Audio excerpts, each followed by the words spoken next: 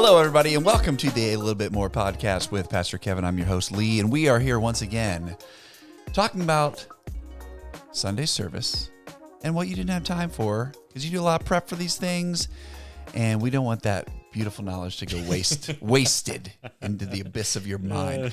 So we're going to be talking about the most common name for Christian coffee houses today. Hebrews. Yeah. I had a professor, oh man, he was just full of cheesy dad jokes. But he goes, it says in the Bible who's supposed to get the coffee ready in the morning.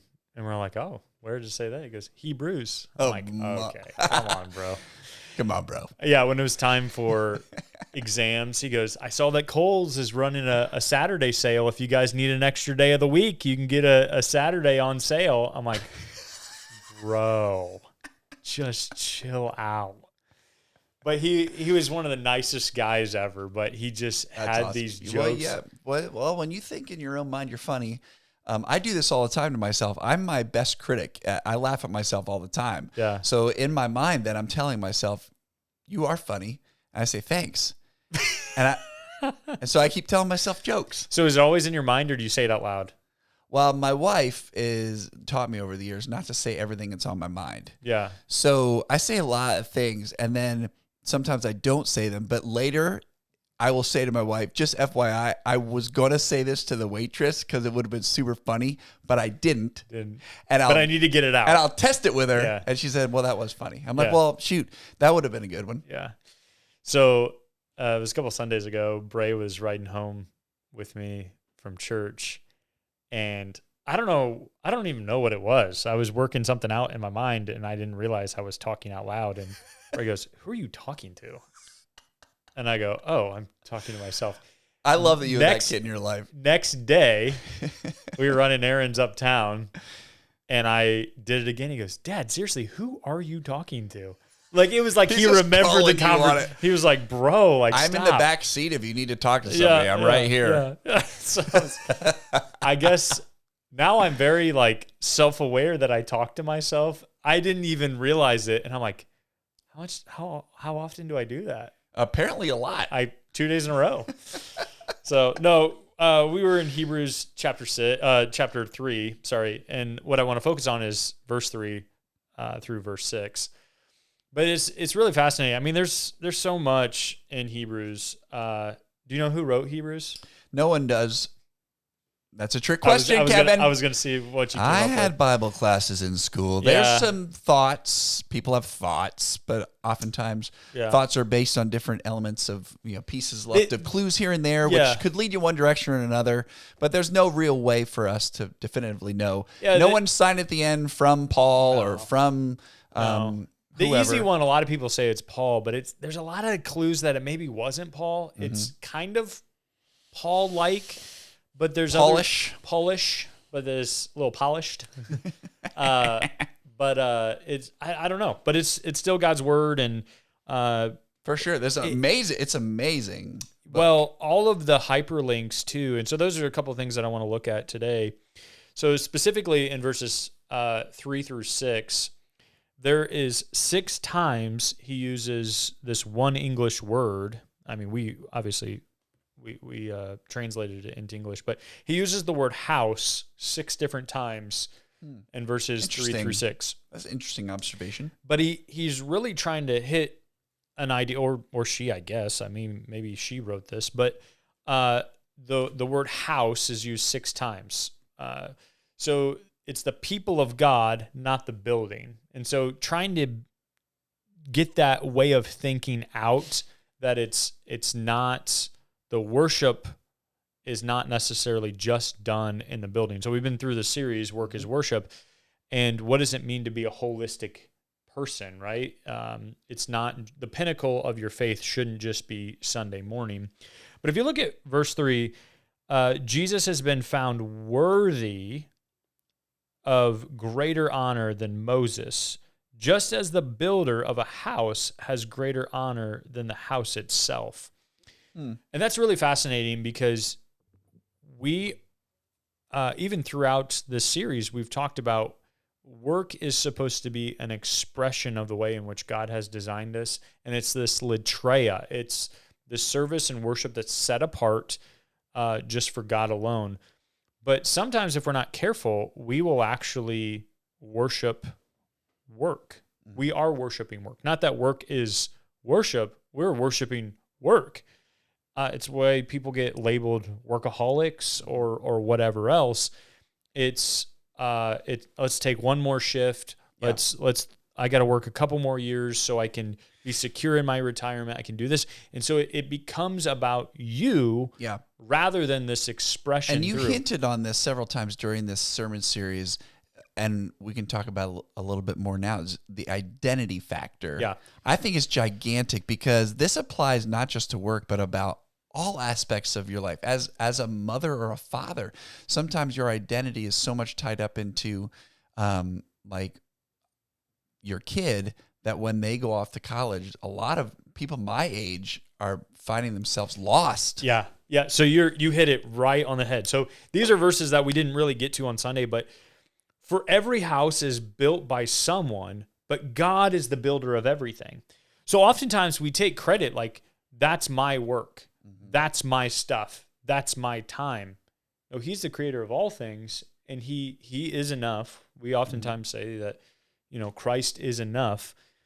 But what is enough, right? Oftentimes it's like, well, if I just get a little bit more, if I just had a few more toys, if I just had whatever it is. But at the end of the day, it's pretty clear in Scripture that, yes, someone did build the house, but who is truly the builder of everything? Who gave you the resources? Who gave you the talents for that to even become possible? So this, before we go on a little bit more, 2 Samuel, which comes right after 1 Samuel, as Brent would say, 2 Samuel 7, David wanted to build a temple. He wanted to build a temple for the Lord, that's noble. That's great. Like, he's setting aside these resources and say, hey, I want to build this temple for you, which is also fascinating. A house in which God can dwell in. Yeah. Okay, David. Do you remember that he created the universe and you're going to build a temple so he can dwell there? And I get it. He wasn't satisfied with the tent. Right. I'm not trying to belittle like what he was trying to give honor to God, which is good. But God told David that he would build David's house. And what's David's house? It's his family. It's the generations to come. Once again, the church is not a building. And language breaks down. So I get why we do it. I'm not begging people to change the language. But on Saturday night, sometimes we'll ask a simple question. Are you going to church? Well, yeah, I'm going to the building to worship with other believers, but we even call this Grable Missionary Church. Yeah, we have an address. There's a building here. But language breaks down because that's not really the covenant in which God made with David and his people. That's the hard thing. And so when we're talking about someone that's greater than Moses, so Jesus, Moses, it's interesting. Moses was a servant of the house. So Moses, as great as Moses was, he's just a servant of the house. Jesus is the son over the house. And, if you keep going in the passage, God built all things. And if Jesus built God's house, what do we have to conclude? Jesus is God. Yeah. So, that's some of the things in which when we talk about work and we talk about retirement and we talk about our stuff, I think that's why we oftentimes break down when it comes to caring for other people. It's why I think some people have a hard time maybe tithing or giving of resources because it's a mind factor rather than a community factor. And this past Sunday, we handed out cards that people filled out the week before of these prayer cards. And, you know, I had the privilege of reading through those before they were handed out, and these are not vanilla prayer requests. They are very raw and honest, that's important when it comes to come. I mean, that's the culture that we're trying to shift and make. It's not, you know, oftentimes it's in the hallways, how you doing? Good. I mean, you don't even have to hear the whole question. It's just good. And I've told this story. It becomes a greeting right. instead of it's a greeting. That's exactly what it is. And I've shared this many times, but I had a mentor. He would always ask, how you really doing? He would always ask it a second time. But I think we're getting to the point of the culture, at least within this community, that we're actually being willing to share more. Mm-hmm. The danger of sharing more, though, is the temptation to gossip. Mm-hmm. Now you know more. The temptation is now there could be misuse of trust, and so then people get their feelings hurt, or I'm never going to share again. And so you have to steward that so well once that culture begins to shift. And so that would be, you know, understanding who's the owner of all things. God is the owner of all things. He's the builder, and someone had to build the house, but where'd you get the wood from? Where'd you get the other raw materials to make that happen? Which is funny. We are one of the few countries, this is a total side note, I was talking to some of our missionaries, the Calabricks, and they were over at our place, and he goes, it's just so interesting how you guys all use wood to build buildings. Because they don't.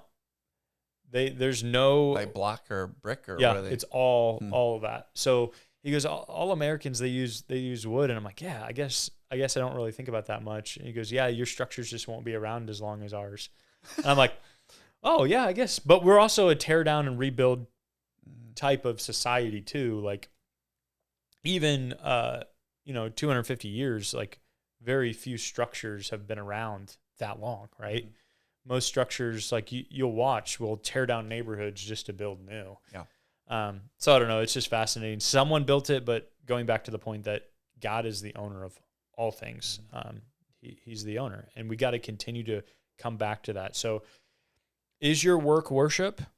I don't know. It depends on how you use your work. It's how you see your work. I even had people throughout the series come through. It's like, I love the encouragement, but my boss says I'm not allowed to talk about faith. Okay. But I'm not sure really the heart behind it is getting all that courage just to have one conversation about Jesus. I think the heart is that your life is worship, regardless if you're paid for it or not, and people are going to begin to see it. Yeah, it's not necessarily what you have to say, it's how you live. And I'm not talking against these tools. They're great tools. But I'm not saying, hey, you need to go write on a napkin the bridge illustration or Romans Road or those. I'm not saying those things. Although those can be great tools if you get to that point in the conversation. But what does your life look like? Do you really see your life as Latreia, this service that is set apart for the Lord? It's the same word that is used in the Passover, the Last Supper. Is Latreia. It's the service. It's the one another. It's like, that's a beautiful thing of where that word is used and how it's used. So is your work worship? Yeah, that's really good. Yeah, just as we're wrapping up, it makes me think, so a really good filter for each of us to be thinking about is like, if you're introducing yourself to somebody, you're not just saying, I am blank, and then what you do. I am Lee, worship leader. I am Lee, husband of Amber, father of Ellie and Jack. Your first thing should be, I am Lee, child of God, as your identity. And that helps you filter out everything else. If your identity is out of order, that's when I think we really lose sight of who you're primarily living for is the Lord. Yeah. All that other stuff will file in order if that first piece is where it should be. And you and I are very privileged. Max too. Max, well, I oftentimes forget about Max. He's behind the camera, but we're all very privileged to assume what that means is that we're loved. But I would just change a little bit. Not only are you a child of God, but you're a beloved son or daughter of the King. And so putting everyone in order, right? So he is the King of the universe. but also he loves you. You're not just a child. I mean, you could be a child, but be a forgotten child. Mm-hmm. No, you're a child of the King who's beloved. Yeah, it's beautiful. It's once again coming back to that identity piece, and then the work over. We're not working to earn something. We're working. It just naturally comes about, I think. So that's super cool. Yeah. All right, y'all. Well, hey, that was good. A little bit more there on Hebrews 3, and Next week will coming be up next week. We'll be rounding out the series, closing that series of Work is Worship, and then we will forget about it and never live it out. Wrong. And then we're on to our new sermon series that we're looking forward to too. Yep. You want to get a little tee up on that? Yep. We're going to be talking Teaser. about the baton kind of passing on to the next generation, but also are you receiving the baton type deal too. So we'll be moving on to that. Very cool. And we'll be hearing some different voices throughout the series. So I'm from one of the other pastors. Yep. Or 2 or 3 or 4 of the other pastors. All right. Hey, thanks for your time. Thanks for joining us today. Remember to keep praying for our missions team this week in Belize and for each of us as we're missionaries, as we're working out our worship every day. So there you go. Have a great week. We'll see you. See you guys.